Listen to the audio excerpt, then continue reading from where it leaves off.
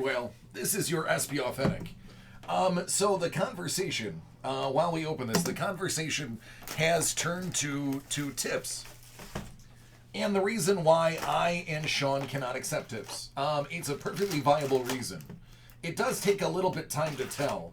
So this box is the perfect length of time to let you know.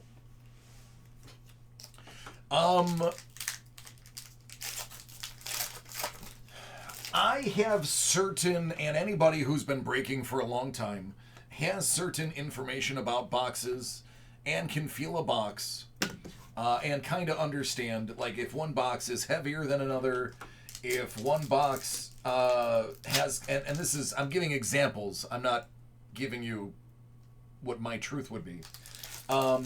You'd be able to tell if a certain case had its hit come out yet. So there's certain information. Ooh, that is a Future Watch rookie 999, Eric Brandstrom. Believe he's Ottawa.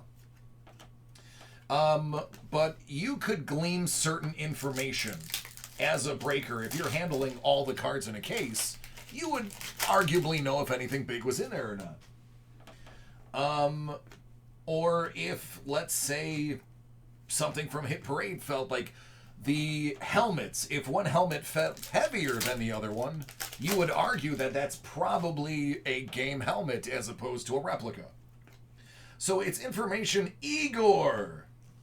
It's information like that that could be useful to somebody who's trying to get something specific. So I inherently have that kind of information.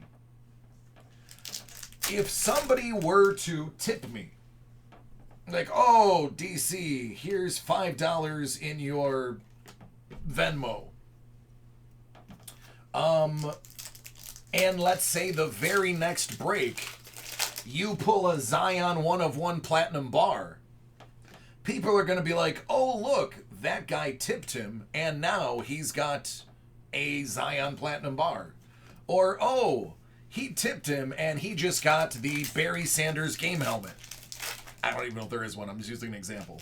So to kind of protect the integrity of breaking, it's just not allowed. Now, honestly, you guys know me. I've built my reputation on integrity. I admit when I mess up. I make errors. I admit it. I also don't lie to you about what's good and what's bad. Even though it gets me in trouble.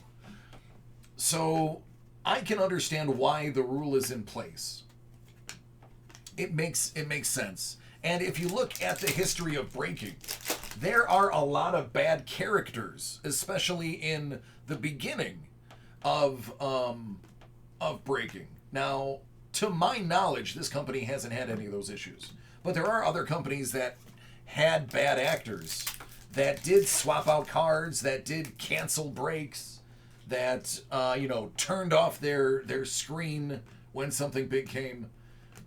So there is a amount of distrust, unfortunately, that still besets the act of breaking. And this really, not taking tips kind of eliminates a lot of that. So that is why we don't do it. Exactly. Yep.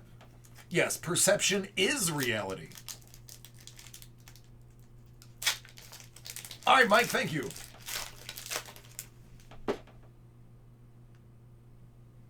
Yeah, I think yours is last anyway, so you got time, Mike.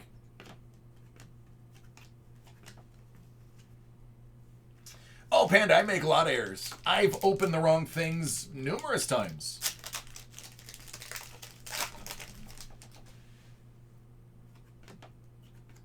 Sam Lafferty, Future Watch Spectrum Effects Level 1.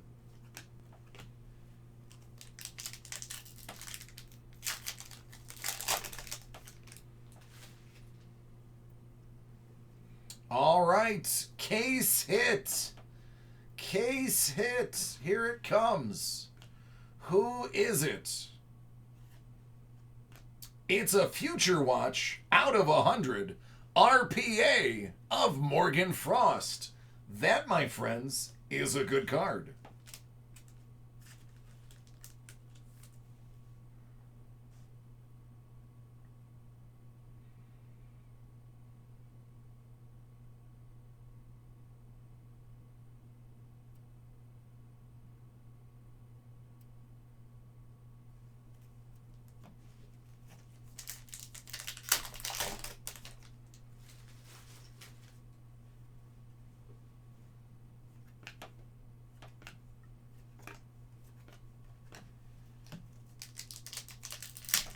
Yeah, exactly. There you go.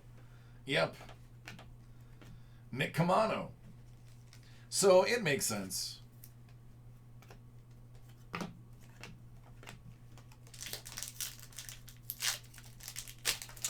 Also, it's just like the reason when I buy boxes for myself, I can't put a videotape of me opening my own boxes that I bought for myself or for my son. Because if I hit something big inside my own box, people are going to assume David Adams found the perfect box and gave it to me because I work there. Trust me, they don't. I have struck out and got doo-doo in a lot of things that I've bought. I think all my good luck goes to you guys. Sheffley. There you go.